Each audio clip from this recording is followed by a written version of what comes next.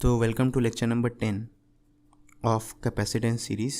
तो इस लेक्चर में हम लोग energy density of an electric field ये पढ़ेंगे, ठीक है।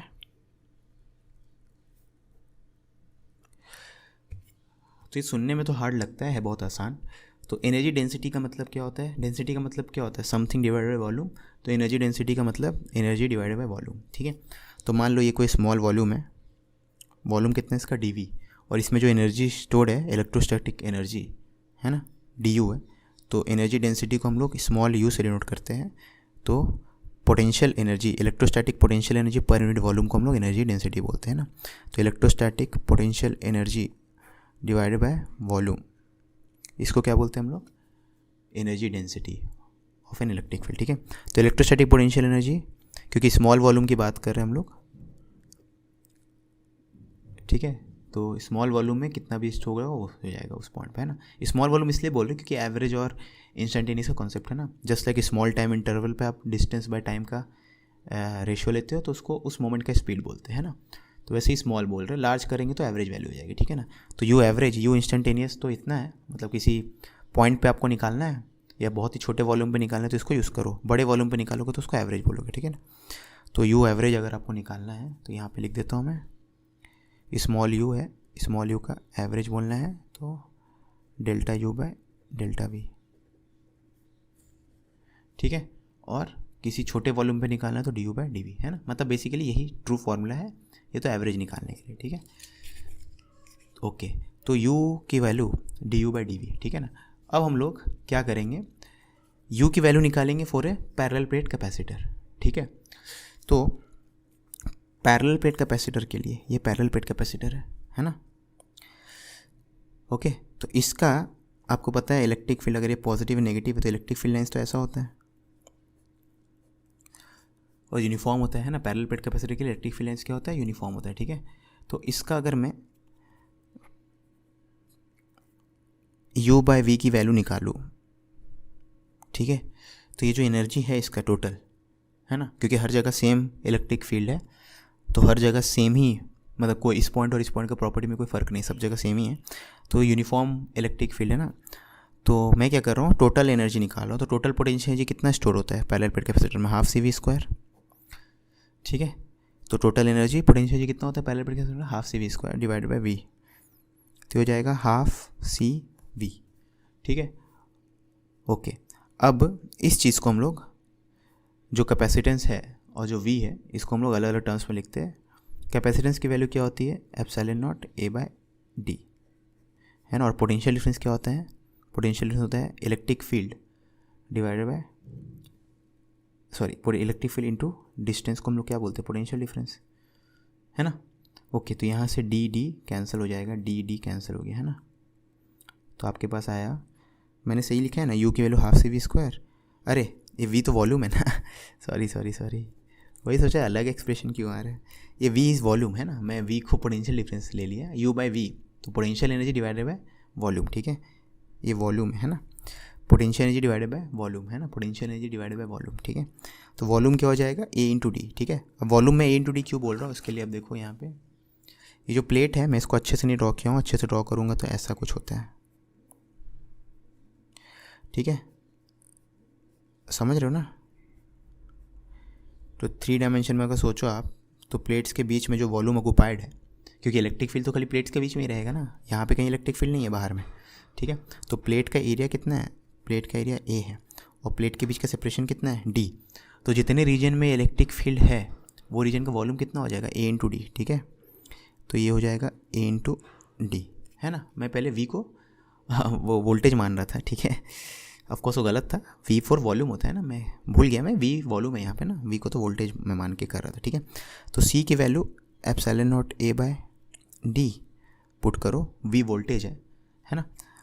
ओके, तो वोल्टेज को आप क्या लिखोगे? वोल्टेज लिखोगे इलेक्ट्रिक फील्ड इनटू डिस्टेंस, ठीक है। प्लेट्स के बीच का पोटेंशियल डिफरेंस होता है parallel plate capacitor E into D, क्योंकि ई यूनिफॉर्म होता है, ठीक है, डिवाइडेड बाय ए डी, ठीक है। तो अगर आप इसको सिंप्लीफाई करो तो आपको मिलेगा डी स्क्वायर कैंसिल हो जाएगा, ए भी कैंसिल हो जाएगा, हाँ, आपको मिलेगा half epsilon naught into E square, ठीक है। तो एनर्जी डेंसिटी की वैल्यू आपको मिल गई half epsilon into E square, है ना। ओके, अब यहाँ पे आपको समझना है कि जो एनर्जी डेंसिटी है वो हाफ एप्सिलॉन नॉट, ये तो कांस्टेंट है, सिर्फ ई पे डिपेंड करता है। तो जो भी इलेक्ट्रिक फील्ड का स्ट्रेंथ रहेगा उसके स्क्वायर पे डिपेंड करेगा एनर्जी डेंसिटी। अब क्योंकि पैरेलल प्लेट कैपेसिटर के हर पॉइंट पे, प्लेट्स के बीच के हर पॉइंट पे इलेक्ट्रिक फील्ड क्या है, सेम है, तो हम लोग बोल सकते हैं कि हर पॉइंट पे एनर्जी डेंसिटी क्या है, सेम है। ठीक है, इसलिए मैंने directly total energy by total volume किया था। तो ये बहुत से लोगों को यहाँ कन्फ्यूजिंग लगा होगा, लेकिन जो रिजल्ट आया ये जस्टिफाई कर रहा है फिर। ठीक है, मतलब बेसिकली मैंने अज्यूम कर लिया हर पॉइंट पे सेम एनर्जी है, मतलब एनर्जी जो यूनिफॉर्मली डिस्ट्रीब्यूटेड है। तो अगर एनर्जी यूनिफॉर्मली डिस्ट्रीब्यूटेड है तो total energy by total volume करो, ये स्मॉल पार्ट का energy divided by small part का वॉल्यूम करो, सेम आएगा। ठीक है, तो मैंने अज्यूम कर लिया था और जो रिजल्ट आया है वो आप देख सकते हो वैसा ही आया है। ठीक है, क्योंकि इलेक्ट्रिक फील्ड कैपेसिटर प्लेट्स के बीच के हर पॉइंट पे सेम रहता है तो एनर्जी डेंसिटी भी हर पॉइंट पे सेम रहेगा। तो मेरे पहले से मानना कि ये पूरे चीज़ का एवरेज वैल्यू और किसी स्मॉल पार्ट का energy density, average energy density या स्मॉल पार्ट का एनर्जी डेंसिटी सेम आएगा, वो सही था असम्पशन। ठीक है, वो बात अगर किसी को समझ में नहीं तो टेंशन मत लो, है ना। तो यहाँ तक आई गेस सबको समझ में आ गया हो। ठीक है, अब ऑल्दो ये फॉर्मूला डिराइव करने के लिए मैंने पैरेलल प्लेट कैपेसिटर यूज़ किया है, this is a universal formula.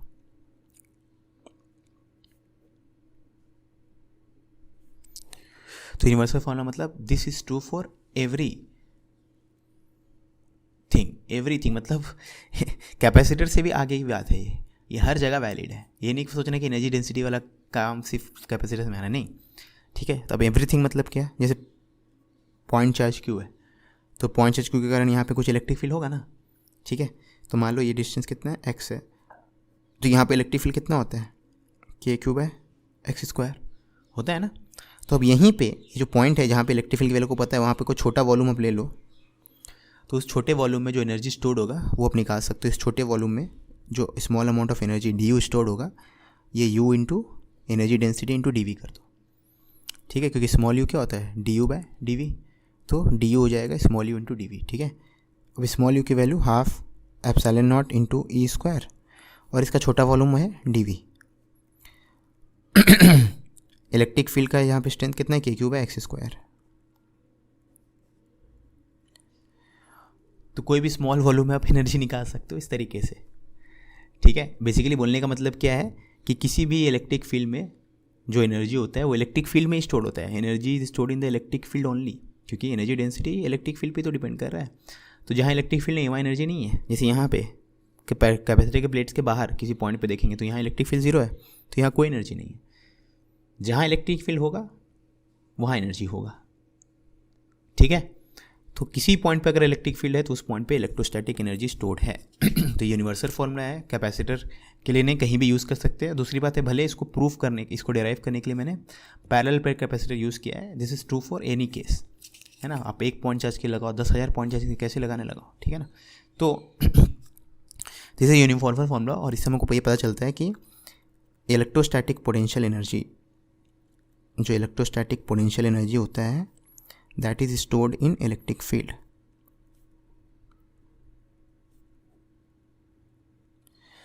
ठीक है, तो इसका मतलब है कि if E is 0 for a region then electrostatic potential energy stored in that region is 0। ठीक है, तो यूनिवर्सल फार्मूला है, हर जगह यूज़ करेंगे। ठीक है, ओके।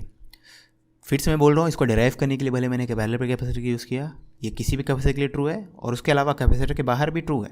जैसे यहाँ पे बस एक पॉइंट चार्ज था, उसके कारण यहाँ पे इलेक्ट्रिक फील्ड निकाले, तो वो इलेक्ट्रिक फील्ड बहुत ही छोटे वॉल्यूम के लिए हम लोग बोल सकते हैं इलेक्ट्रिक फील्ड सेम है, छोटे वॉल्यूम पे, है ना। ठीक है, क्योंकि इलेक्ट्रिक फील्ड बस एक्स पे डिपेंड करता है, तो अगर छोटे वॉल्यूम की बात करेंगे तो एक्सचेंज नहीं होगा, तो इलेक्ट्रिक फील्ड ऑलमोस्ट यूनिफॉर्म। तो इस छोटे वॉल्यूम के लिए, इस छोटे वॉल्यूम में जो एनर्जी स्टोर होगा, इलेक्ट्रिक फील्ड में जो एनर्जी स्टोर होगा वो निकालने के लिए आप ये कर सकते हो। ठीक है, चलो मिलते हैं नेक्स्ट लेक्चर में। आप कुछ भूल रहे हो। ईमानदारी से बताना, करना है नहीं करना, करना है तो करो ना भाई, क्यों नहीं कर रहे।